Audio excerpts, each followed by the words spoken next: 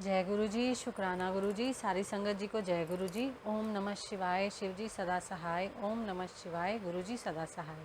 शिव पुराण विद्येश्वर संहिता 12वां अध्याय। मोक्षदायक पुण्य क्षेत्रों का वर्णन। सूत जी बोले, हे विद्वान और बुद्धिमान महर्षियों, मैं मोक्ष देने वाले शिव क्षेत्रों का वर्णन कर रहा हूँ। पर्वत, वन और काननों सहित इस पृथ्वी का विस्तार 50 करोड़ योजन है। भगवान शिव की इच्छा से पृथ्वी ने सभी को धारण किया है। भगवान शिव ने भूतल पर विभिन्न स्थानों पर वहाँ के प्राणियों को मोक्ष देने के लिए शिव क्षेत्र का निर्माण किया है। कुछ क्षेत्रों को देवताओं और ऋषियों ने अपना निवास स्थान बनाया है, इसलिए उसमें तीर्थत्व प्रकट हो गया है। बहुत से तीर्थ ऐसे हैं जो स्वयं प्रकट हुए हैं।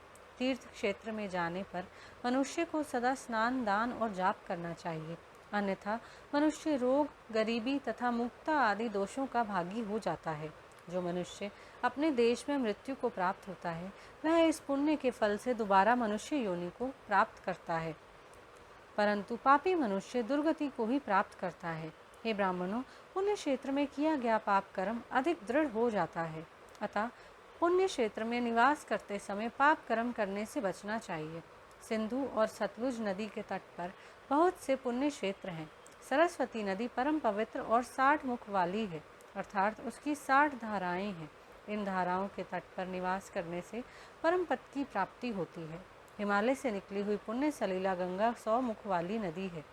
इसके तट पर काशी, प्रयाग आदि पुण्य क्षेत्र हैं। मकर राशि में सूर्य होने पर गंगा की तटभूमि अधिक प्रशस्त एवं पुण्यदायक हो जाती है। सोनभद्र नदी की 10 धाराएं हैं। बृहस्पति के मकर राशि में आने पर यह अत्यंत पवित्र एवं अभीष्ट फल देने वाली है।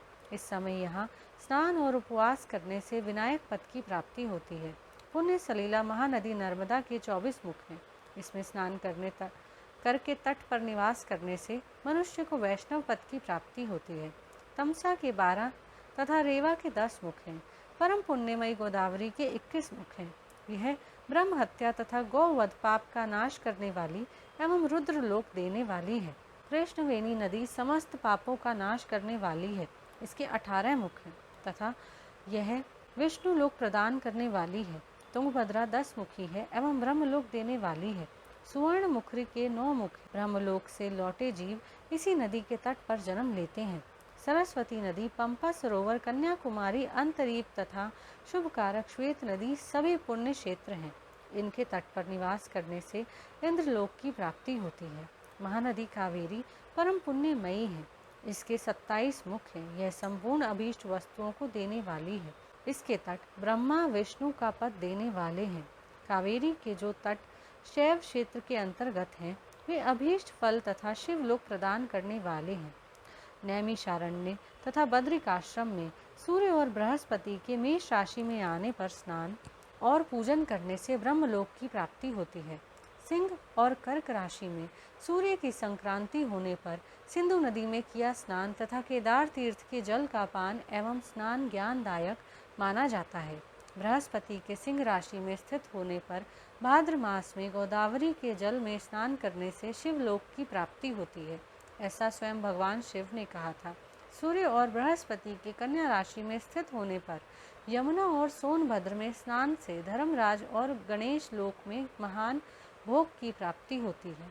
ऐसी महर्षियों की मान्यता है। सूर्य और बृहस्पति के तुला राशि में होने पर कावेरी नदी में स्नान करने से भगवान विष्णु के वचन की महिमा से अभीष्ट फल की प्राप्ति होती है। मार्गशीर्ष माह में सूर्य और बृहस्पति के वृश्चिक राशि में आने पर नर्मदा में स्नान करने से विष्णु पद की प्राप्ति होती है। सूर्य और बृहस्पति के धनु राशि में होने पर सुवर्ण मुखरी नदी में किया स्नान शिवलोक प्रदान करने वाला है। मकर राशि में सूर्य और बृहस्पति के माघ मास में होने पर गंगा जी में किया गया स्नान शिवलोक प्रदान करने वाला है। शिवलोक के पश्चात ब्रह्मा और विष्णु के स्थानों में सुख भोग कर अंत में मनुष्य को ज्ञान की प्राप्ति होती है।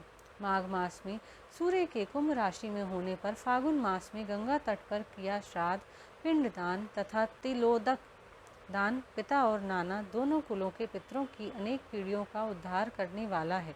गंगा व कावेरी नदी का आश्रय लेकर तीर्थवास करने से पाप का नाश हो जाता है। ताम्रपर्णी और वेगवती नदियां ब्रह्मलोक की प्राप्ति रूप फल देने वाली हैं। इनके तट पर स्वर्गदायक क्षेत्र हैं। इन नदियों के मध्य में बहुत से पुण्य क्षेत्र हैं। यहाँ निवास करने वाला मनुष्य अभीष्ट फल का भागी होता है। सदाचार, उत्तम वृत्ति तथा सद्भावना के साथ मन में दया भाव रखते हुए विद्वान पुरुष को तीर्थ में निवास करना चाहिए, अन्यथा उसे फल नहीं मिलता। पुण्य क्षेत्र में जीवन बिताने का निश्चय करने पर तथा वास करने पर पहले का सारा पाप तत्काल नष्ट हो जाएगा, क्योंकि पुण्य को ऐश्वर्यदायक कहा जाता है। हे ब्राह्मणों, तीर्थ में वास करने पर उत्पन्न पुण्य कायिक, वाचिक और मानसिक सभी पापों का नाश कर देता है। तीर्थ में किया मानसिक पाप कई कल्पों तक पीछा नहीं छोड़ता, यह केवल ध्यान से ही नष्ट होता है। वाचिक पाप जाप से तथा कायिक पाप शरीर को सुखाने जैसे कठोर तप से नष्ट होता है। अतः सुख चाहने वाले पुरुष को देवताओं की पूजा करते हुए और ब्राह्मणों को दान देते हुए पाप से बचकर ही तीर्थ में निवास करना चाहिए। ओम नमः शिवाय, शिवजी सदा सहाय। ओम नमः शिवाय, गुरुजी सदा सहाय। यहीं पर शिव पुराण विद्येश्वर संहिता का 12वां अध्याय समाप्त होता है।